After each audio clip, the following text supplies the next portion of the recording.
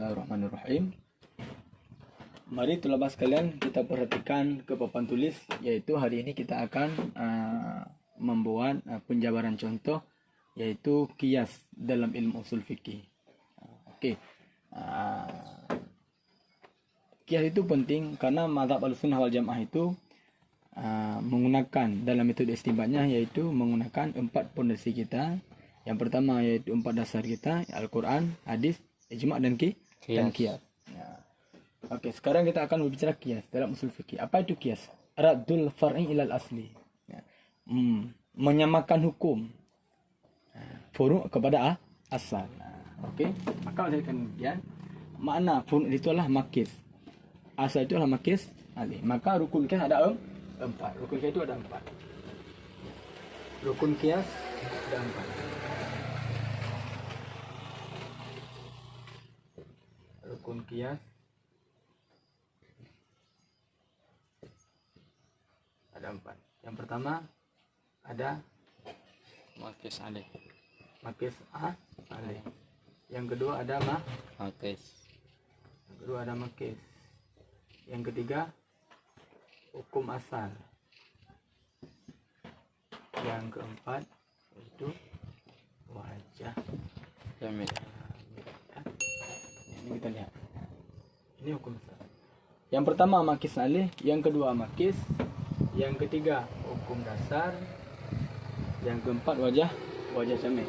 Itu ilat yang menghimpunkan di antara makis alih dengan makis. Okey. Nah, sekarang kita buat contohnya. Dalam Al-Quran telah disebutkan, yaitu wala taqul lahuma uffin. Wala taqul lahuma uffin. Ini dalil. Dalil asalnya adalah dalilnya wala taqul lahuma uffin. Jangan engkau kata bagi keduanya akan uff.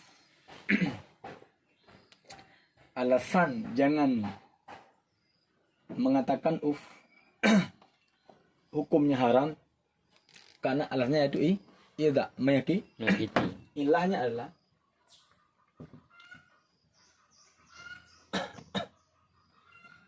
dia nyala idza.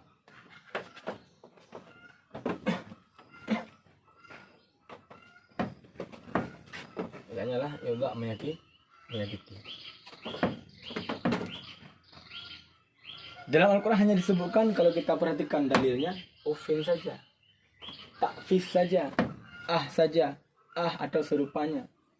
Jadi bagaimana yang lainnya? Apakah ada haram?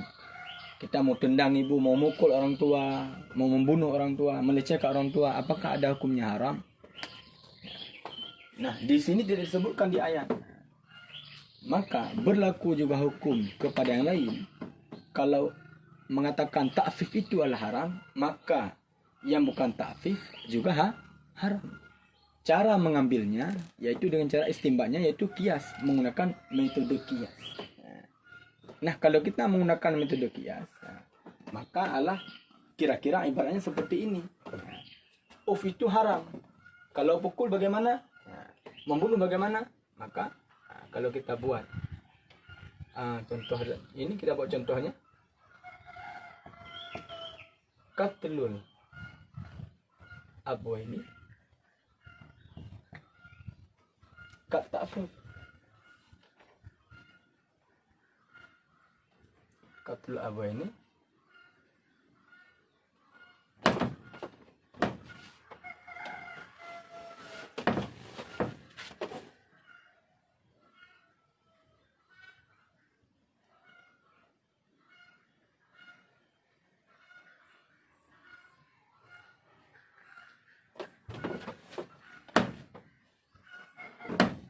aku. Ini kalau kita buat contohnya adalah membunuh orang tua, sama juga seperti mengatakan ta'fif. Ilatnya yaitu yudha. Ilatnya adalah yudha. Wajah di mana ini? Maka kita lihat sini. Ta'fifnya adalah makis alih. Kata ini adalah Makis.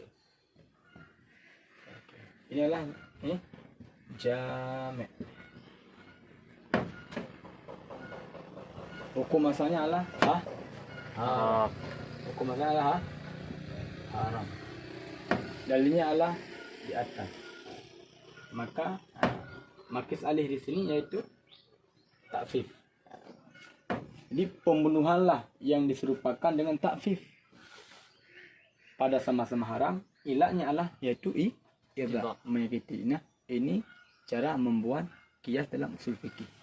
Ini kita lihat sekarang. Rukunnya ada 4. Yang pertama harus ada makis alih.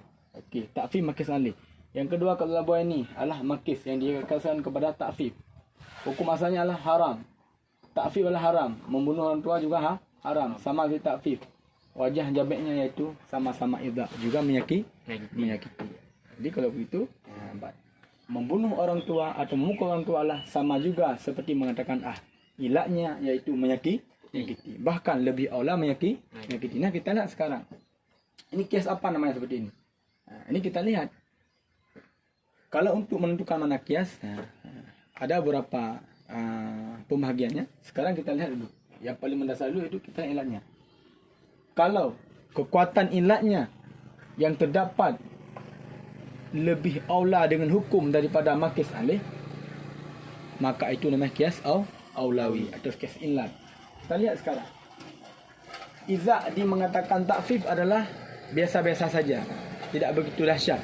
Tapi kalau sudah membunuh, memukul dan sebagainya, itu lebih bersengatan. Maka ilat yang terdapat pada makis lebih kuat dengan hukum daripada ilat yang terdapat pada makis alih. Maka ini namanya adalah kias aulawi atau kias ilat. Okey. Sekarang kita akan menjabarkan masalah kias usul fikih ini, menguatkan korelasinya dengan hubungan yang ada di kias ilmu mantik. Okey. Sekarang kita kembali pada kias mantik. Kita buat apa? Kita buat korelasinya. Cara kita mengatur kias mantik itu yaitu susunan dua qadhiyah serta dengan susunan dua tersebut mengeluarkan atau melazimkan qaul yang lainnya itu natijah. Okey, kita lihat sekarang. Kalau kita atur, kalau contoh yang ada di kitab mantik itu al-alam mutaghayyir wa kullu mutaghayyir hadis alam hadis. Sekarang pada pelajaran sekarang kita akan membuat contoh-contoh lain agar kita lebih mengerti, bermanfaat ilmu yang telah kita pelajari. Okey, sekarang kita beri contoh itu masalah membunuh orang tua. Okay.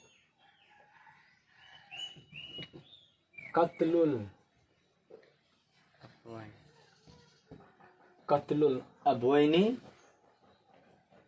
bermula membunuh orang tua itu idza gitu.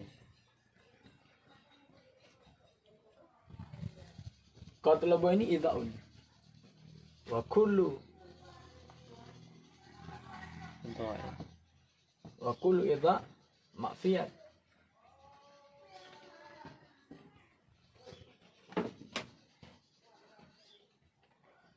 Wa kullu idza haram. Ini kalau kita buat kiasnya basit. Wa kullu idza haram. Maka natijahnya adalah inilah had ausat yang kita buangkan. Ini sebelum kita ini kita hentikan dulu ya. Sekarang sudah ada dua mukadimah. Ini mukadimah pertama. Ini mukadimah. Kalau kias dalam mantik itu juga ada kita perhatikan beberapa unsur. Yang pertama, dia harus ada mukadimah sughra atau namanya had asghar, atau mukadimah kubra atau had akbar. Ini namanya mukadimah sughra.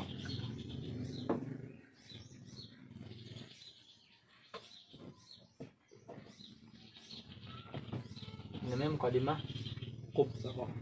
Mukadimah kubra.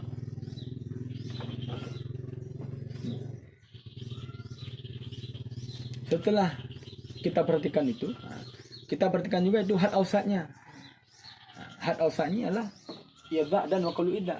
Ini adalah had ausat namanya. Dan had ausat ini dia dibuangkan ketika ambil natijah. Dan ini dia dibuangkan. seperti ini dibuangkan. Maka ambillah keluar sebuah kesimpulan. Qatlul abwaini idza wa kullu idza haram. Maka kalau begitu tinggalnya natijahnya adalah yaitu qatlul Abwain haram. abwaini haram. Haram. Membunuh orang tua adalah haram karena apa? Idza. Ini namanya kias. Ini dinamakan dengan kias basit. Ini namanya dengan kias Basit. basit.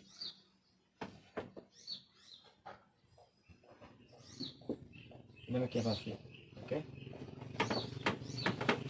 Nanti ada lagi kias murakkab. Tersusun daripada banyak-banyak qadiyah dan sehingga jadilah natijah.